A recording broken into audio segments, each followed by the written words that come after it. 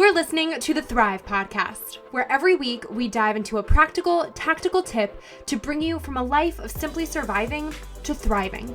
It's personal development for the everyday girl who is done with coasting through her days, done with feeling like she's missing out on the deeper meaning of her own life, and done with mediocrity once and for all. Because it's not enough to simply survive. You deserve to thrive. Kicking off today's episode with a very real question, and that is, am I alone in thinking that hot Cheetos might actually be laced with crack? Those things are just so dang good and so very bad for you at the same time. It's like, I don't know what it is, but you cannot just eat one or two. No, it's half the bag or bust. I did a bit of mental spiraling the other week as I hit that mid-bag breaking point of fake cheesy goodness and was hit smack in the face with the truth of the matter. And the truth of the matter was that for as much as I wanted to blame my husband for buying them, which I couldn't because I actually bought them, or Frito-Lay for making Cheetos in the first place, the choice to park my booty on the couch with the bag was mine and mine alone. I drank the Kool-Aid, or I guess I ate the Cheetos, and I could actually only blame myself for that final choice and whatever consequence ensued. Friend, have you ever done the same? Maybe also with food? You blame time and not having enough of it, so you grab whatever's in the freezer and call it lunch. Or you blame work and grab a pint and call it treat yourself or stress relief. The effects of our choices aren't always obvious or immediate, but they're there. Too often, we expect immediate results or instant gratification from our choices. And when they fail to be as such, we make the mistake of thinking there just weren't any results. And that just ain't the case. After about a week of those less than stellar eating choices of mine, I had a breakout. I was more bloated. My pants were too tight. I felt gross. And I realized the fact that I wasn't drinking enough water and hadn't had a vegetable in 2 days was probably contributing to that feeling too. I could have probably found something under the sun to blame, but really, it came down to one thing: myself. It was my choice to buy the Cheetos, and it was my choice to eat the Cheetos and to eat them in one sitting. No one forced that orange, totally artificial but addicting cheesiness onto me. It was me. Same goes for any time I said I'd work out and then just didn't. No one was physically holding me back from the gym. Sure, a baby in the house made that more difficult, but I've got a trampoline, free weights, yoga mats, jump ropes, and an exercise bike at home to make it happen. So I didn't have time to go to the gym ain't even an excuse to not break a sweat. The average adult makes 35,000 choices every day on average consciously, so every single second is a choice to do, eat, try, say, or be one thing over another. So what's a girl to do when there are choices to be made about everything under the sun? Choice exhaustion is a real thing. It's called decision fatigue in psychology land, and we talked about it in our last episode on morning routines. If you haven't given that a listen yet, do so. It's a really good one. It can feel paralyzing to just get stuck in a cycle of choosing this or choosing that, especially if making decisions isn't our favorite thing or strongest suit. The solution is not to get down in the dumps on ourselves because that really doesn't help anyone. The solution instead is to hold ourselves accountable. Own the choice, but then own the next choice and make it better. Our choices are catalysts for chain reactions, domino effects for better or worse that determine not only the course of the rest of a day, but the course of the rest of a life sometimes. We've all seen it in action, someone's choice about their health or wellness from 2 decades ago coming to bite them in the butt now, or a choice about a relationship coming back into play in a few years. In today's society, we end up seeing this weird YOLO phenomenon where some folks are over the top relaxed in this you do you mentality with no idea of consequence in mind, while others are so strict on themselves to the point of unhealthy habits or unintentional self-harm. When really, owning our choices doesn't have to be either. It just has to be taken objectively instead of personally in an effort to help us blossom into our best selves. You are not defined by the choices of your past, or at least you don't have to be. Friend, you are defined by your next choice, because your next choice determines your next day, which determines your next week and your next life. Life after grief, life after hardship, life after pain, life after bad choices. It's marked by what you do next, not what you did last. So, first things first, if you've been holding a past choice against yourself, please, girlfriend, forgive yourself. As hard as it might be, let it go. Let yourself move on from it. The hardest, most necessary option is to give yourself grace, always, while still taking ownership of your own choices. And in that same vein, your own life. Your choice today may have consequence tomorrow, for better or worse. The butterfly effect begins once that chrysalis starts forming, so to speak, and the choices we make today determine the peace we feel tomorrow. So, for example, if you're on a health journey, maybe striving to make healthier choices every day, you might choose the salad over the burger, choose the run over the couch, choose the water over the Diet Coke. Seemingly simple choices that, in time, compound for big impact. Of course, I am all about a good treat yourself, so think big picture here. A one-time choice may be different than a trending choice, albeit a one-time choice may still be life-altering. It's really up to us to consider each choice with a fine enough tooth comb to determine if the potential outcome sways our decision one way or another. Every single second is the chance for a new choice to alter the path. And this doesn't always mean adding, doing, or being more. Sometimes it means less, too. Instead of hustling on extra work, the moment of quiet prayer we choose today means peace tomorrow. Instead of extra miles in a run, the bubble bath today means relaxation tomorrow. Instead of adding more clothes to your cart, the closet clean out means less clutter tomorrow. Self-fulfilling prophecy is a thing, friends. Give yourself the grace to move on past old bad choices, if for nothing else, but to stop them from determining any more of our present or future. When we let our past define us, that's also a choice. Let your past choices influence your future choices, not define them. The choice is still yours. It always is. So, to kick off some positive choices, here are 15 things to choose. Choose today. You've got Monday, Tuesday, Wednesday, Thursday, Friday, Saturday, Sunday. Someday is not one of your options. The best option is today.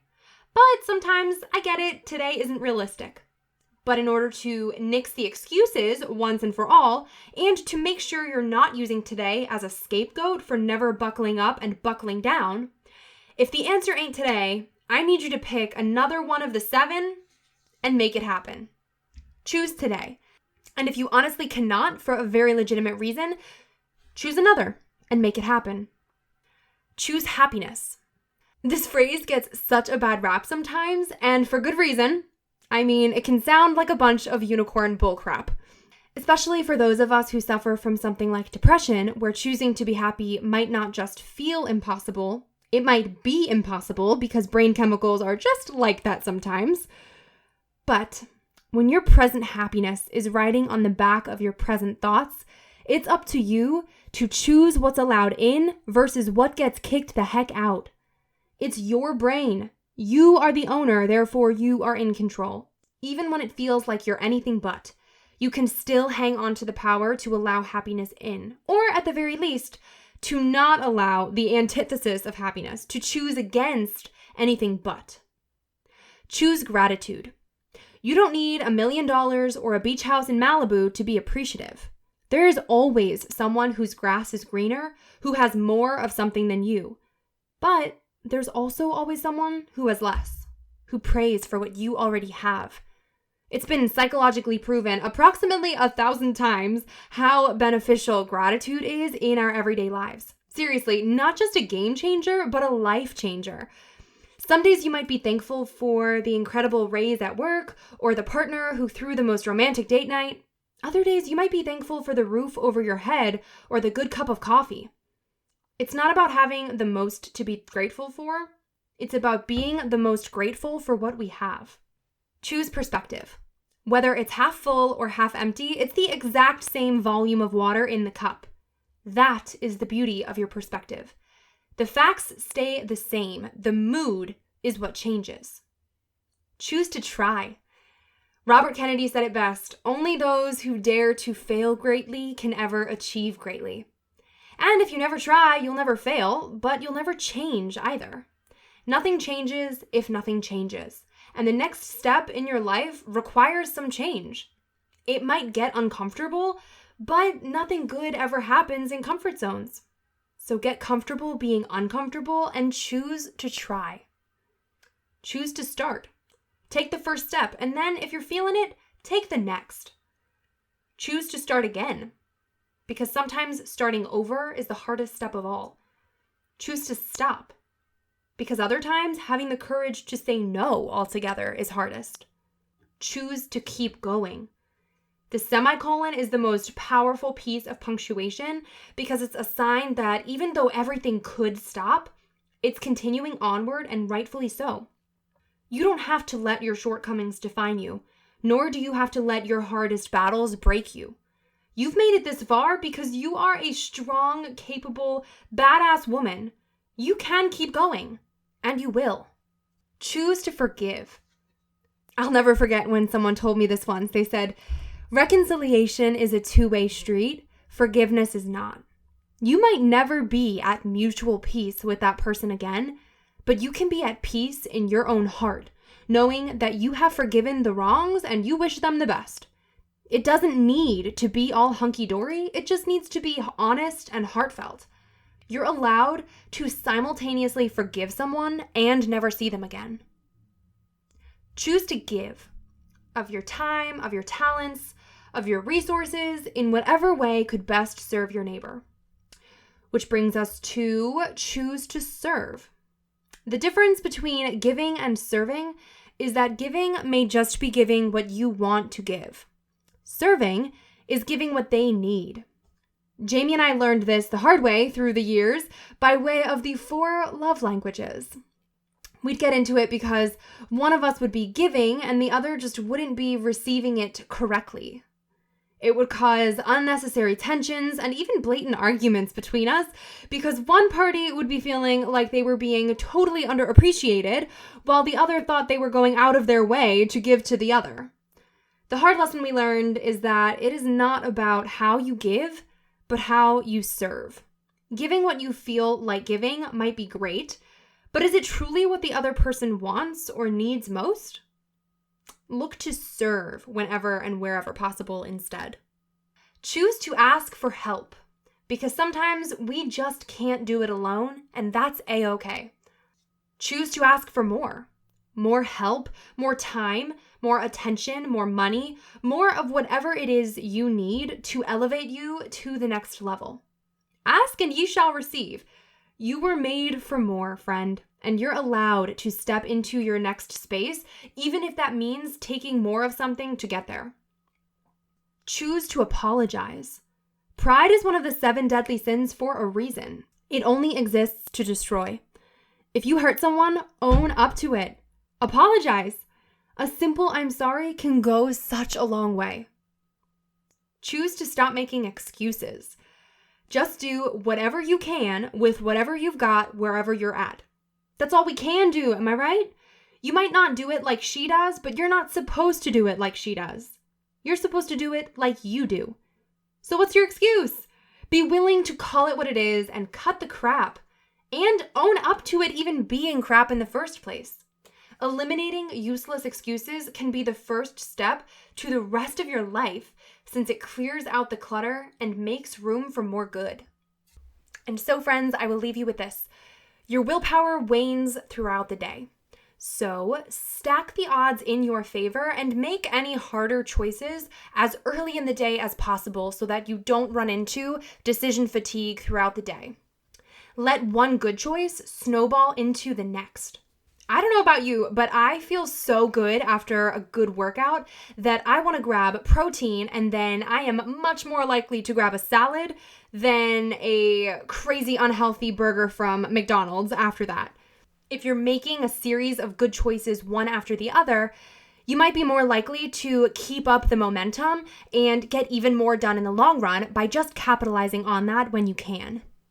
And lastly, always give yourself grace.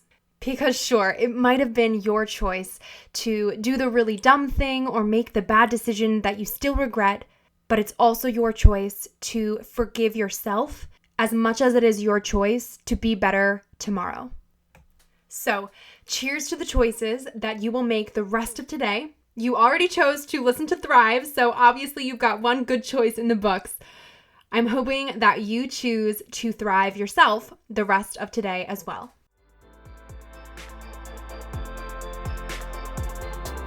Wait, before you go, if you like what you just listened to, drop us 5 stars on iTunes. Make sure you're subscribed to never miss an episode of Thrive. And if you're on Instagram, snap a screenshot and share to your story with what episode you're tuning into and tag me at Erica Lagenza with what part resonated with you the most. That way I can see what's helping you and your friends can pick up a helpful tidbit too. Thanks for tuning in. It's your time to thrive.